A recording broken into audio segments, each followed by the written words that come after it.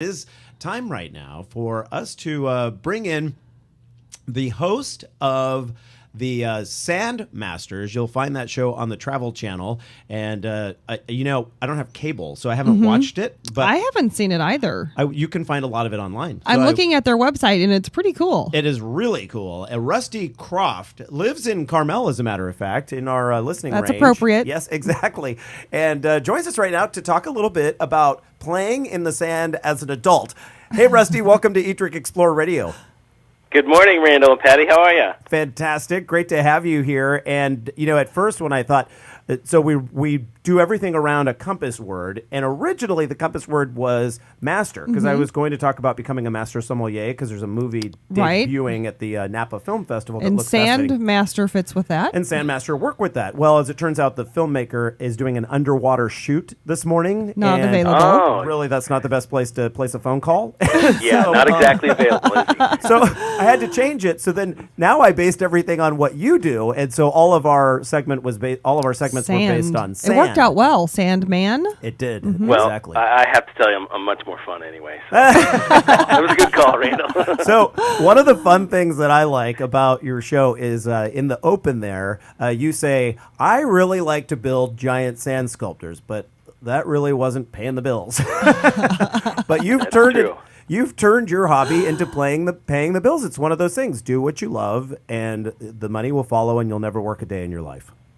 I don't know about the never working part, but it certainly follows true to, you follow your heart and things will happen. It's amazing the different phone calls that I will get from all over the world at any given moment without a moment's notice. People try and get a 6-month out kind of schedule for me, and honestly, I usually can't give it to them because, as what happened just last week, I got an email from India and an invite to the first ever Sand Sculpture Festival in India. Oh, wow. Where's that held?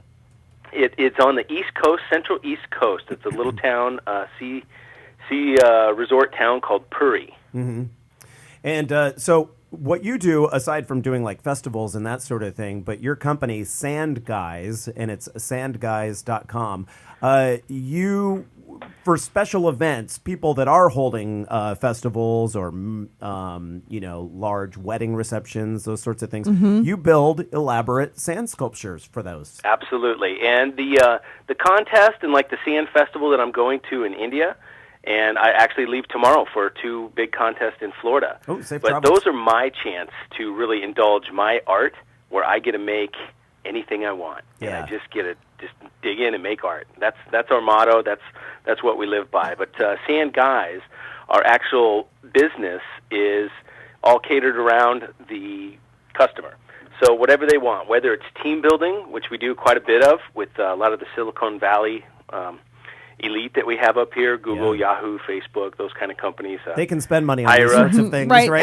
Sure. Playing in the sand. And, it's a great offsite when they want to do a project and bring together 2 different departments, or reward a department that's been working really hard, and they don't necessarily get to know each other outside of the office.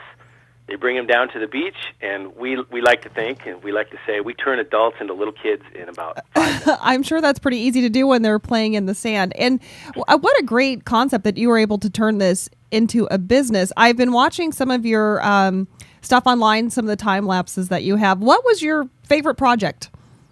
Oh, boy, there's so many. I love them all. But one of my favorite trips of all was just this last season. We went to Palau. Way out there in Micronesia, in the middle of the Pacific Ocean, just northwest of Australia. And this tiny little island that is absolute underwater paradise. And I'm a big scuba diver, so we went there to celebrate the 10th anniversary of the Palau Shark Sanctuary, which is now a World Heritage Site, and Nice. The concept is spreading all over the planet. Because of shark finning, the shark population is actually going down. Right. And being that they're a top predator, they take out all the weak and sickly fish, so it actually keeps the fish population much healthier and stronger, because we need that. We love to eat good tuna, right? Right, exactly. And so you need to keep the balance in the oceans. Yeah, absolutely. Hey, So go ahead. that was probably one of my favorite projects ever. And then also Thailand. We went to Thailand for the Songkran. It's a New Year's festival that starts out with it's all about water, and you bless the elders by washing their hands. Second day, you bless your Buddha by washing your Buddha, and the third day, you wash everything, everyone, everywhere. It's a nationwide water fight. And Wow. It's one of the funnest things I've ever been a part of in my life. Now that's some good, clean fun. It was insane. Insane. Oh, gosh. Hey, Rusty, I don't know if you can do this in about a minute because I have a couple of things I want to get to, but you told me the other day on the phone that you just had one of the most touching moments in your career when you went down to San Diego and helped a guy with his wedding proposal. Yeah, that was really fantastic. It was we've done a few wedding proposals before, but they were really big, and it was for the TV show. It wasn't quite as intimate as this one. It was a local Marine, surprised his girlfriend, who's now his fiance, with a sandcastle out in front of Hotel Del down there in San Diego, and they just wandered up on the sand sculpture. They had dinner reservations and walk around to the front of the sculpture, and she's standing there, and she reads the sign that I built a banner and a nice castle, and it says, "Will you marry me, Kristen?" By the time she realizes that's my name, That's my name. and she turns to her boyfriend. He's on one knee with the ring out, and it was just a tear fest. Isn't that after great? It was fantastic. I love that story. Now, Yeah. where can people listening right now in California find some of your work? Because I imagine your work is not permanent. Right. It changes, It's but not. But can they stumble upon it somewhere if they were doing a Sunday drive today?